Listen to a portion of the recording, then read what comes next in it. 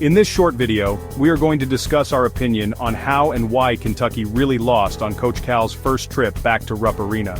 Coach Pope and his coaches can run all the analytics they would like, but those numbers had nothing to do with this particular game. The KSR gang and national sports media can discuss all they want about how on paper Arkansas should have never won this game, or speculate how if Kentucky had Lamont Butler, Kentucky would have won easily.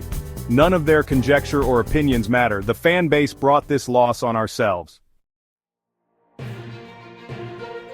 The cause for the University of Kentucky's loss to Arkansas and Coach Calipari is much more complex yet simpler than most can understand or admit to themselves. You know what they say about karma? Sports is war, especially when it comes to the University of Kentucky. It always has been and always will be. However, problems always pop up when ego causes those that should know better to attempt to compete, and you go to war with those that are not really enemies. Try to follow this logic. Have you heard one negative word come out of John Calipari's mouth since he left Kentucky for Arkansas? Has he said one negative thing about the university, the administration, the fans, or the outspoken Kentucky media? If you have heard him say anything negative, please reference anything he has said negatively in the comments, because I have not heard one negative word about Kentucky come out of John Calipari's mouth since he made the decision to leave. John Calipari has a much deeper understanding of karma and doing what is best for his players than most will ever begin to understand. He believes what goes around comes around. 99% of the true fans that hang around KS Bar are driven by emotions and ego, which ultimately is why Calipari decided to leave in the first place. He could have chosen to make it difficult for the administration and program, but he chose to go to Arkansas to make it easier for everyone. He left, not necessarily because he wanted to, but because he knew it was in the best interest of the basketball team, and it saved the university a lot of money by taking the high road. John Calipari has always traveled a road most don't understand. The local media managed to push a Hall of Fame legend to the point where he said, "Okay, this is not about my personal desires, but about what at this point is in the best interest of this program."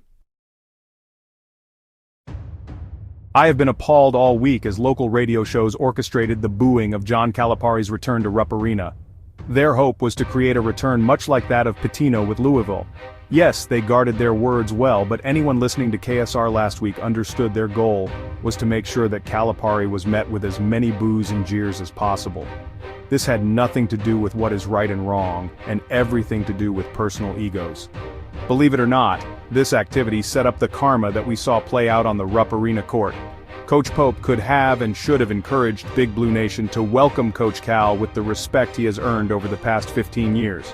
Instead, he chose to talk about the juice of the Kentucky fans, and let that juice be directed by radio personalities with personal vendettas. Pope could have stressed respect, much like he expressed when he brought Pitino back to Rupp recently, or as was shown during the game last night when Tubby formed the Y. Some may argue it was too soon. Too soon for what? What has Coach Cal done?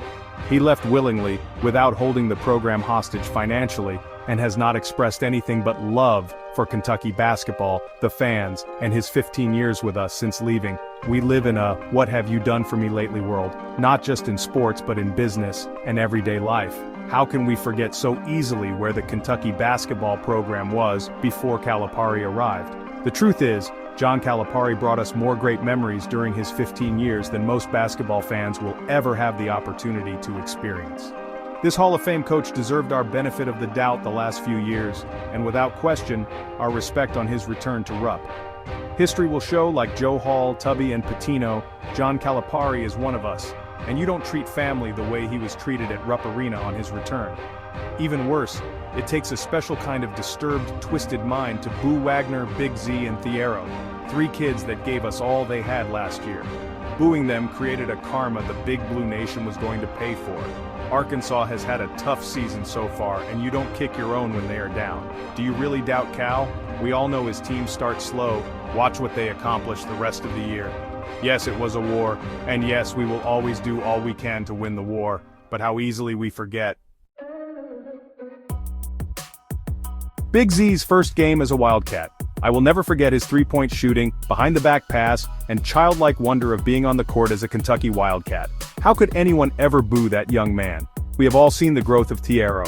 He was a three-star that only got a chance to play at UK because Cal coached his dad. He has become one of the most dominant players in the SEC. Real Kentucky fans should be proud of him. And this brings me to the main point of this video, DJ Wagner. There was a reason he was one of the top 3 high school players in America. We saw streaks of his brilliance and what he could be last year. We all understand his pedigree. On what planet could any real fan think it was a good idea to boo this kid, not only when he was introduced, but also every time he touched the ball in the first half? Did you really think the karma gods were going to allow this talented young man to be treated that way? We have all heard the tagline hundreds of times, call TJ. He will make them pay on KSR. Well, last night DJ Wagner made Big Blue Nation pay, getting to the basket anytime he wanted, and scoring 17 points in the second half. DJ made them pay. Maybe next time you will think twice before booing him or any former UK player that has done nothing to deserve this kind of redneck hillbilly treatment. The Kentucky Wildcats were playing for the name on the front of the jersey last night, something the talking heads love to say, but the truth is, there is something more powerful than that which Kentucky fans have never really understood. John Calipari runs a players-first program, always has and always will. Big Z, Thiero, and DJ Wagner were playing for their Hall of Fame coach that has been disrespected for the last few years. That is karma you can't mess with, no matter what the name on the front of the jersey is. The sad part is it could have all been avoided if Big Blue Nation had simply gotten their egos out of the way and done the right thing. Given John Calipari and the 3 former Wildcat players the respect they have earned and deserved. We could have had a normal, hard-fought game and Kentucky would have probably won. However, when you do the wrong thing, karma has a way of saying enough is enough. When it's all said and done, John Calipari will always be one of us.